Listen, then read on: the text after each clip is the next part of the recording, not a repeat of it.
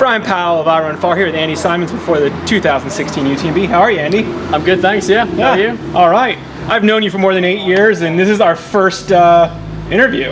Yeah, is that right? I think so. Probably. Does that mean I'm doing silly races? Well, you're doing silly races. What made you decide to move up in distance the last couple years? Kind of fashionable at the moment, isn't it? So you're just follow the fashion? I have to keep in fashion, yeah. No, I thought I'd give it a go.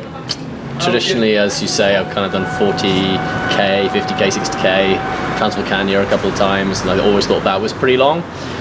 But as I said, the trend's going long is cool, so I thought, I can't slag it off, can't slate it unless I give it a go. Yeah. I say that with most things, so it's like with food, you can't say it's bad unless you taste it. Try that with the kids.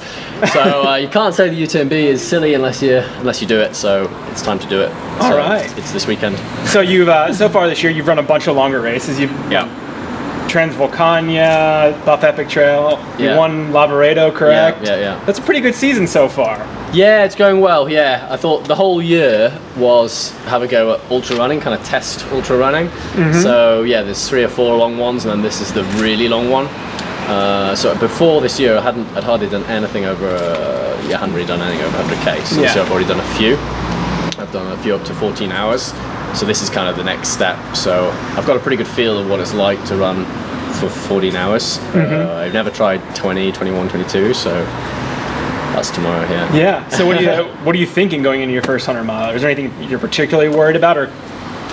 It's a long way, and it's pretty slow. So it's just about being sensible and trying to enjoy it and stuff. So I know essentially it's Transvolcania's quite racy and quite competitive. This for me is more on survival exercise. So, the guy who wins isn't the guy who goes flat out from the gun. It's the person who's the most sensible at how they run it, really, and has the fortune to have the good legs on the right day. So, I'm sure you've heard that this thing goes out 10k quick. Yeah. I don't think I will. You don't think? I don't think. No. You'll try not to? No. If Zach and a few others decide to go at 100 miles an hour, I will not be following. Yeah. So I know. I actually ran around the course a month ago. Yeah. With Tom Owens and Johan and Martin joined us for a bit. Okay. So we ran around in 3 days, and we ran it pretty much at 21-hour pace, but over 3 days. So 3 days of 7 hours. So I know what the pace is like. So I've just got to try and remember at the start that no faster, and then enjoy it in the night, because I think it's going to be cool in the night and it'll be nice, and in the daytime those last sort of 5-6 hours could be pretty hot. So it's making the most of the night to stay cool and fresh. And it could pay off to have something left. It will be, yeah, but to have anything left, I don't know how. Yeah, it's pretty hard to have anything left full stop. I think fair enough. 20 hours. So yeah, you want to finish the line.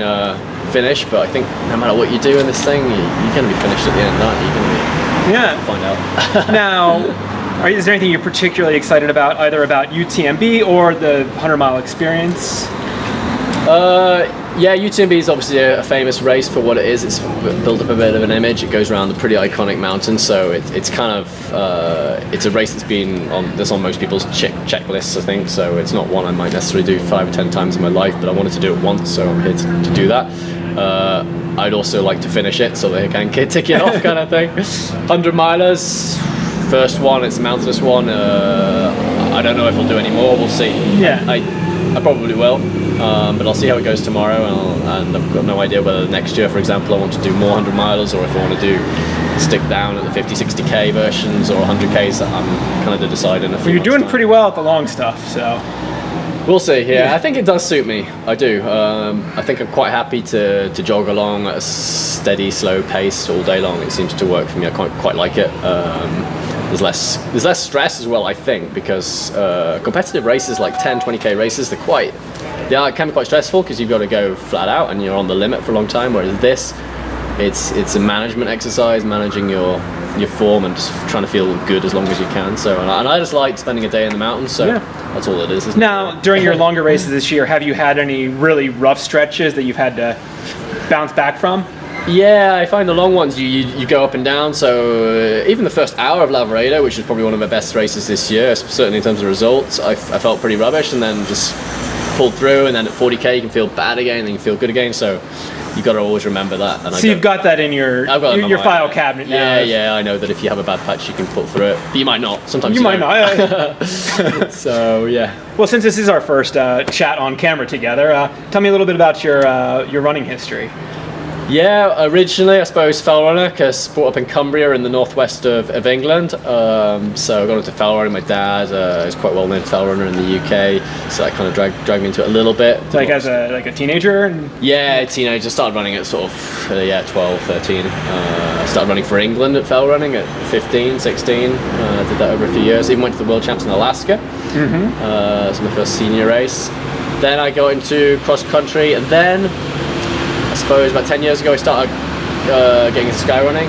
Me and Tom would go over to Italy for the weekend and do a sky race. Tom Owens, that is. Then went travelling for a bit, and then moved to, I lived in Scotland for a while, but then moved to France 5 years ago. And I guess moving to France introduced me to the kind of more classic trail running, because the French are into that, as we know. It's quite different from the UK. There's a lot more publicity around it as well, but it's really big. Yeah, it's magazines. So how does that change from like growing up in the fell running culture, which is totally, from my understanding, it's just totally grassroots, end of the pub. It's a shock. Here's your number. Yeah. Finish. I guess there's good things, bad things about both, but yeah, I do love still going back to the UK. It's pretty rare now and doing a fell race where, you know, it's £5 to enter, you get a pint and a pie at the end. That's absolutely perfect.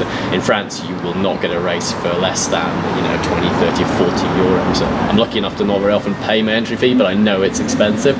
And yeah, in the UK, yeah, you can get that pocket money. It's brilliant. And get a free pint. It's a pretty good deal. Yeah, well, hopefully if you have a good race here, someone will treat you to a pint finish I've got line. a feeling there might be one or two, Yeah. Well, best of luck I'll out be dreaming about that tomorrow. there. Yeah. Don't stop it in the Refugios for one. No.